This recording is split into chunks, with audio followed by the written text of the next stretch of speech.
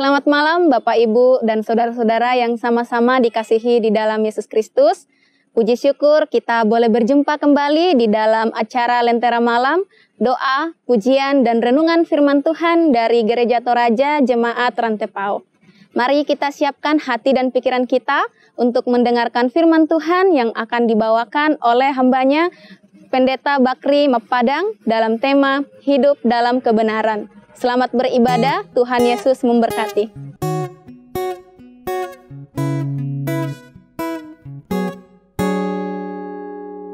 Ku perlukan juru selamat agar jangan ku sesat.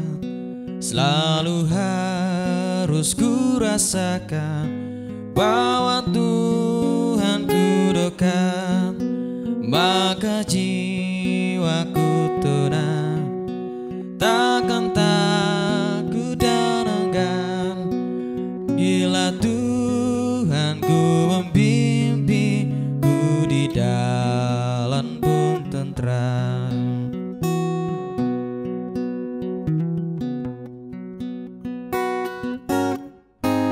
Ku perlukan juru selamat karena imanku lemah, hiburannya menguatkan, sungguh tiada bandingnya, maka jiwaku tenang, takkan takut dan enggan bila Tuhanku membimbingku di dalam pun tentram.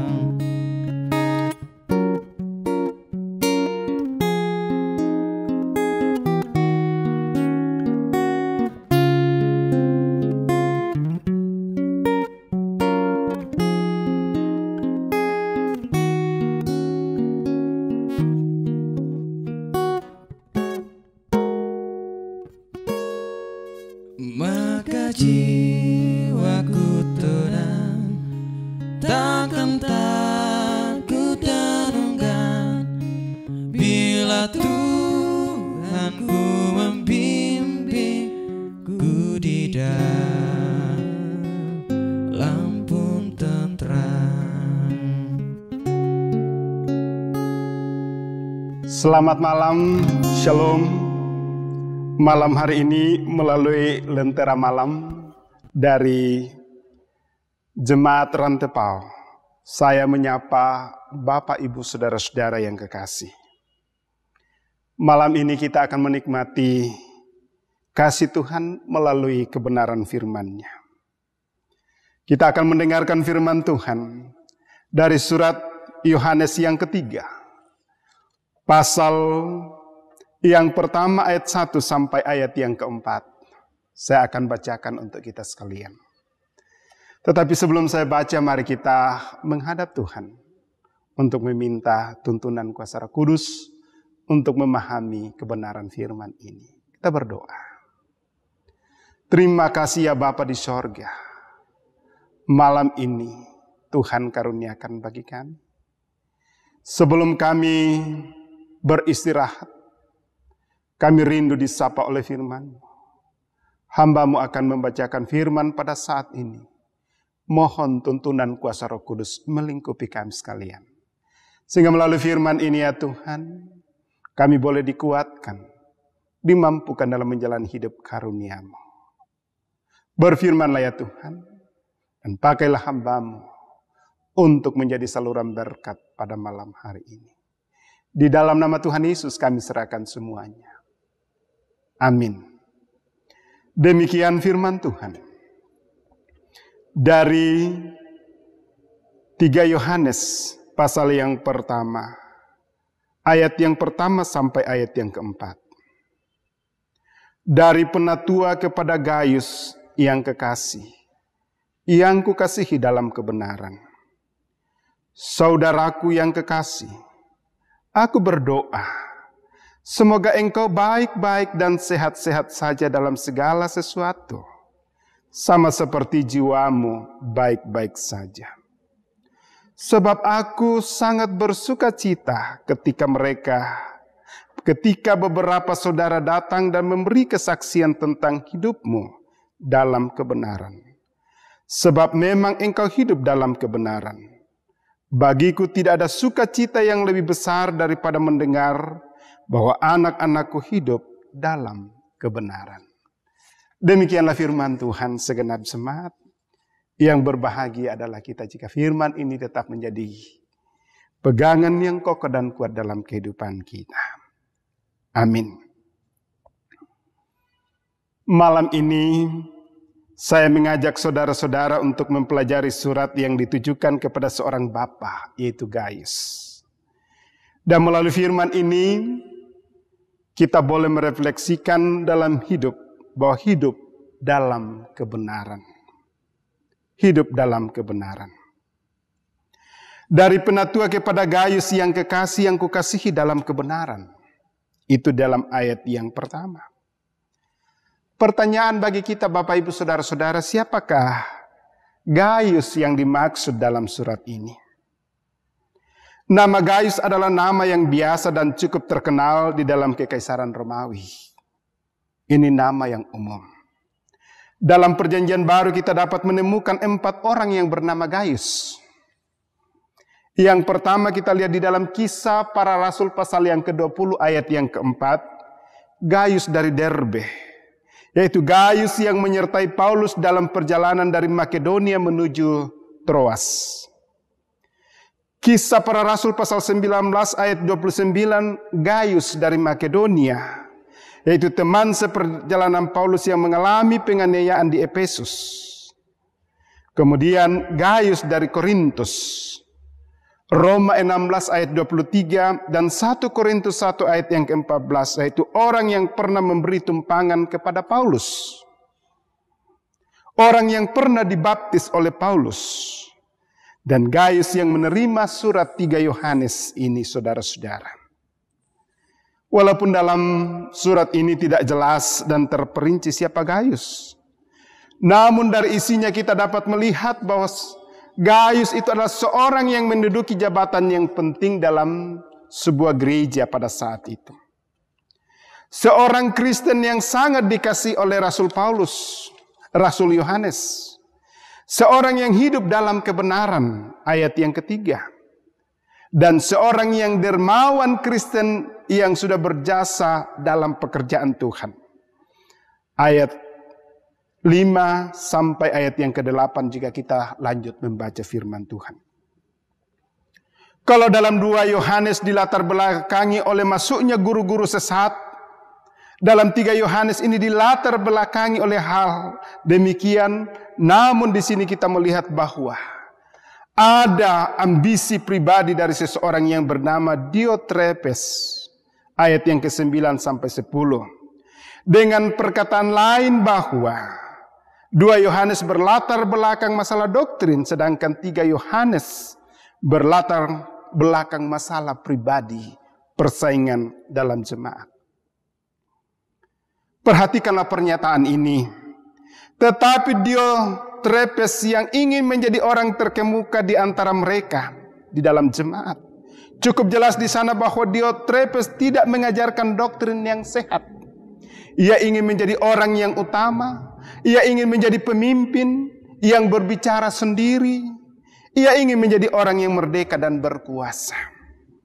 Bahkan dijelaskan bahwa Diotrepes bertindak lebih jauh dalam jemaat.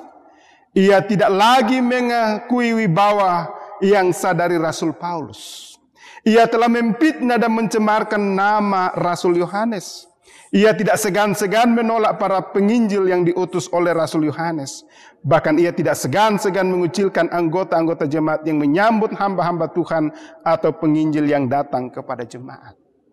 Inilah salah satu sifat yang ada dalam jemaat ini.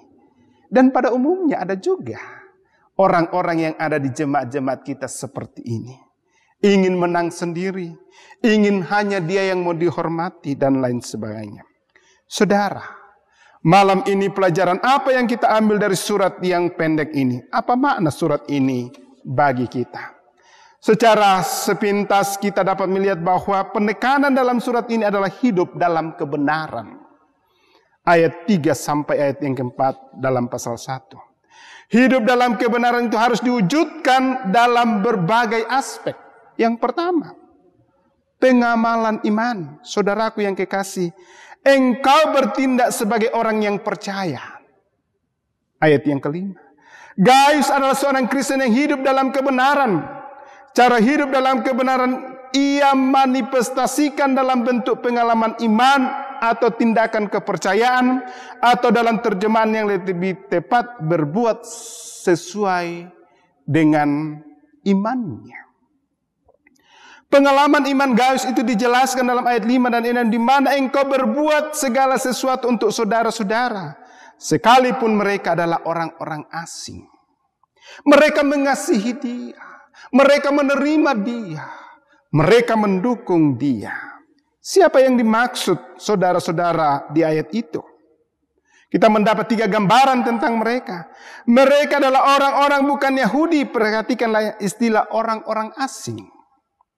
Mereka adalah para penginjil yang rupanya diutus oleh Rasul Yohanes ke jemaat tempat Diotrepes menjadi anggotanya. Mereka adalah para penginjil profesional yang dalam arti bekerja dan hidup dalam pemberitaan Injil itu. Mereka tidak mendapat jaminan hidup, tapi mereka setia. Mereka tidak menerima apa-apa, hidup dalam ketergantungan semata-mata dari bantuan-bantuan orang Kristen. Sehingga Gaius menerima. Itulah bukti iman daripada Gaius. Rasul Yohanes memuji Gaius karena ia telah berbuat segala sesuatu untuk para penginjil itu, para orang-orang yang datang memberitakan kebenaran, memberikan penginapan, uang perjalanan, bekal, dan lain-lain. Ungkapan berbuat segala sesuatu memberi gambaran bahwa Gaius telah berbuat segala-galanya dan berusaha sehabis-habisnya untuk kebutuhan orang-orang yang tiba di jemaatnya. Hidup dalam kebenaran adalah hidup dalam pengalaman iman. Hidup dalam kebenaran adalah hidup yang berbuat bagi sesama dan juga bagi pelayan-pelayan Tuhan. Bapak, Ibu, saudara-saudara segenap jemaat yang dikasihi Tuhan, ini juga memberikan gambaran mengapa kita harus berbuat segala sesuatu untuk pelayan-pelayan dan juga membuktikan iman kita melalui kebenaran. Kita melihat bahwa perbuatan tersebut adalah perbuatan yang baik. Baik benar perbuatanmu jika engkau menolong mereka dalam perjalanan mereka. Ayat yang ke-6 kalau kita lanjut pembacaan kita. Perbuatan tersebut adalah perbuatan yang berkenan kepada Allah dengan suatu cara yang berkenan kepada Allah. Perbuatan tersebut adalah kewajiban bagi orang percaya. Kita wajib menerima orang-orang yang demikian. Menopang mengasihi, bukankah Tuhan Yesus berkata, kasihilah sesamamu manusia seperti dirimu sendiri. Dan perbuatan kebenaran dalam iman merupakan partisipasi kita dalam keikutsertaan dalam pekerjaan Tuhan. Supaya kita boleh mengambil bagian dalam pekerjaan mereka untuk kebenaran. Bukan hanya kita memberitakan firman, tapi mengasihi sesama. Berbagi bagi orang lain, itu merupakan satu perbuatan kebenaran yang Tuhan inginkan. Dan inilah Gaius lakukan sebagai seorang pelayan Tuhan, penatua atau pelayan Tuhan di jemaat pada saat itu. Sebagai orang Kristen yang hidup dalam kebenaran, sejauh manakah kita berbuat untuk orang-orang lain, untuk pelayan-pelayan Tuhan? Ataukah kita hanya berbuat jika kita suka, jika kita inginkan? Marilah kita bertindak sebagai orang yang percaya, yang berbuat segala sesuatu untuk kelancaran pelayanan, untuk kelancaran pelayanan-pelayanan.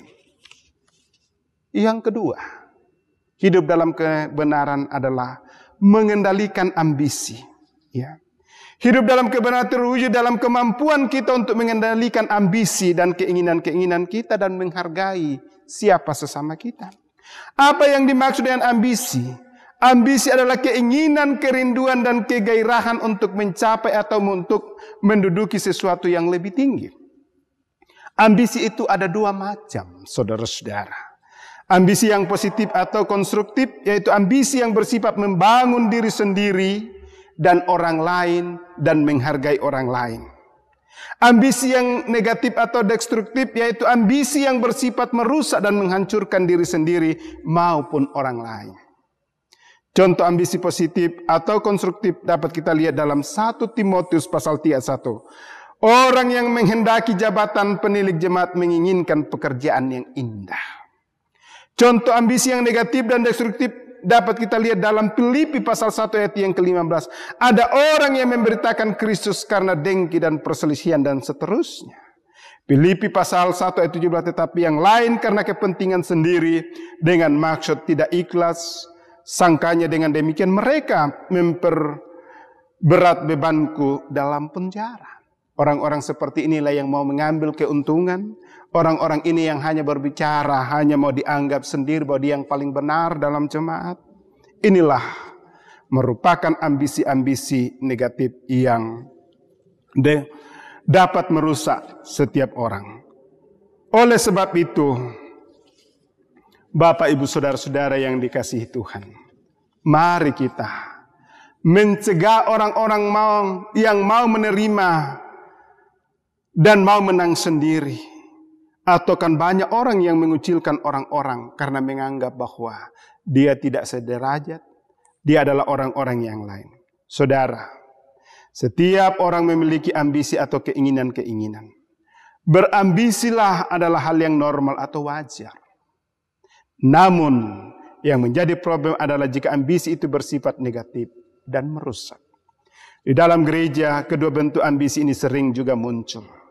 Ada anggota gereja yang berambisi untuk menjadi majelis, guru, atau gembala sesuai dengan firman Tuhan. Itu adalah hal yang baik. Ya. Asalkan bertujuan untuk membangun iman sendiri, iman orang lain, dan membangun gereja kita, organisasi gereja kita supaya berjalan dengan baik dan membawa berkat. Namun jika ambisi untuk menjadi majelis, pemimpin, organisasi, atau gembala, atau apapun bertujuan untuk merusak iman, atau iman orang lain, kita hanya mau memakai sebagai satu topeng. Kita mau memakai sebagai satu alat. Iya, ini adalah ambisi-ambisi yang tidak sesuai dengan kebenaran firman Tuhan. Dengan demikian kriteria untuk menilai ambisi seorang adalah apakah ambisi tersebut bersifat membangun atau tidak. Bila ambisi itu membangun sesuai dengan firman Tuhan, itu adalah hal yang indah dan diinginkan oleh Tuhan. Allah membenarkan kita supaya kita hidup dalam kebenaran. Hidup dalam kebenaran itu ditandai oleh dua hal, yaitu menjadi orang yang benar dan berfungsi dengan benar. Surat Yohanes ini memberi gambaran bagi kita sebagai orang yang sudah dibenarkan, yaitu apakah kita sudah berbuat yang benar. Kita baru dapat disebut hidup dalam kebenaran jika bertindak sebagai orang yang percaya melalui partisipasi kita dalam pekerjaan, pelayanan, dan juga mendukung dan menghargai setiap orang. Mengendalikan ambisi atau keinginan-keinginan kita dengan membangun ambisi yang positif dan konstruktif. Menganggap orang lain lebih penting dan kita berjalan searah untuk hidup di dalam kebenaran dan saling membangun supaya kita hidup pada kebenaran yang Tuhan inginkan. Menerapkan disiplin terhadap mereka yang merusak jemaat kita. Ingatlah, bagi Tuhan tidak ada sukacita yang lebih daripada mendengar bahwa anak-anaknya hidup dalam kebenaran. Inilah yang menjadi satu sukacita daripada Rasul Yohanes pada saat mendengar Gaius adalah seorang yang benar, seorang yang berpartisipasi dalam pelayanan, dan dia sungguh-sungguh melakukan segala hal. Jemaat yang dikasihi Tuhan, mari kita merenungkan diri kita. Apakah kita sungguh hidup di dalam kebenaran firman Tuhan? Jika belum, masih ada waktu yang Tuhan berikan untuk kita bertobat. Dan kita percaya bahwa Tuhan akan memberikan kita kemampuan. Dan kita boleh hidup dalam kebenaran. Dan kita boleh membangun iman kita. Membangun sesama kita. Dan yang lebih utama adalah semua yang kita lakukan bukan untuk membanggakan diri kita, ambisi kita, tapi semata-mata untuk kemuliaan Tuhan. Tuhan dimuliakan. Selamat malam. Tuhan memberkati kita. Amin.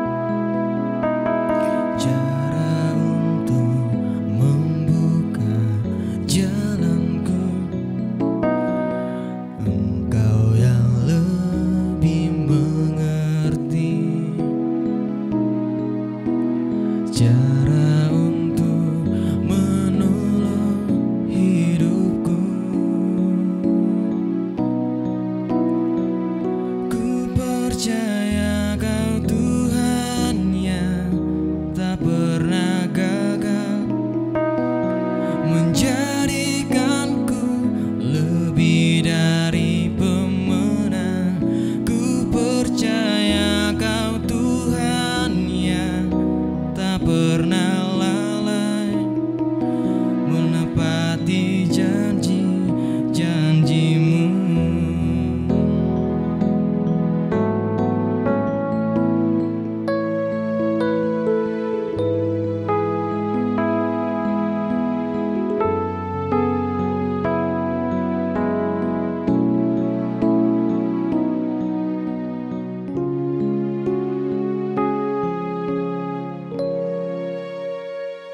Ku percaya Kau Tuhan yang tak pernah gagal, menjadikanku lebih dari pemenang.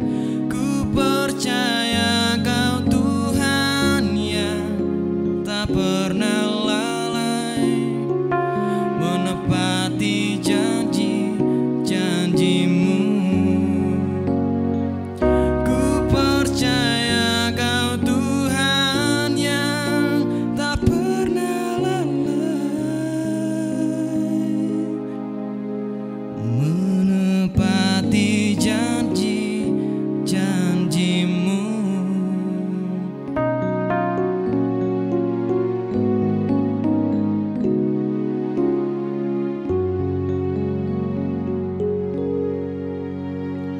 Mari kita berdoa. Malam ini ya Tuhan, kami kembali mengangkat puji dan syukur atas tuntunan penyertaan yang Tuhan sudah boleh nyatakan bagi kami dalam sepanjang kehidupan kami sampai pada malam hari ini.